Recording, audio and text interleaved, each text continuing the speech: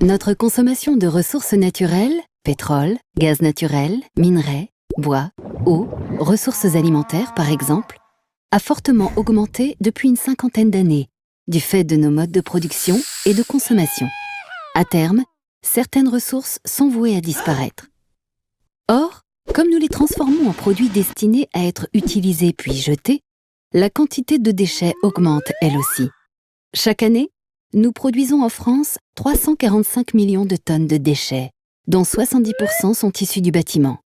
Et même si nous faisons beaucoup d'efforts pour les gérer, notamment en développant le tri et le recyclage, leur traitement, enfouissement dans les sols ou incinération, est souvent coûteux, polluant et ne valorise pas suffisamment la matière. Dans la nature, il n'y a pas de déchets. Tout est réutilisé. Sur ce modèle, l'économie circulaire vise à faire en sorte que tous les produits que nous utilisons restent idéalement des ressources, plutôt que de devenir des déchets. C'est pourquoi l'économie circulaire est fondée sur un système de boucles.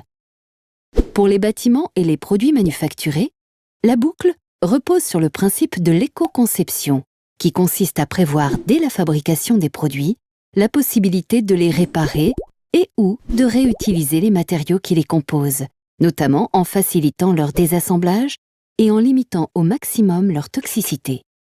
Par exemple, on peut concevoir un bâtiment comme une banque de matériaux. Pour éviter qu'ils finissent en gravat, on les valorisera pour construire d'autres bâtiments. Pour les matières biologiques, comme les produits alimentaires, la boucle consiste d'abord à réduire le gaspillage, puis à transformer les restes en engrais de qualité grâce au compostage. Les agriculteurs pourront ainsi s'en servir pour leur culture. Cependant, l'économie circulaire ne se limite pas à réduire l'impact négatif de l'activité humaine sur l'environnement et la santé. Elle vise également à faire en sorte que celle-ci ait un impact positif. Par exemple, certaines moquettes sont déjà conçues pour purifier l'air, tandis que des lessives sont capables d'assainir l'eau.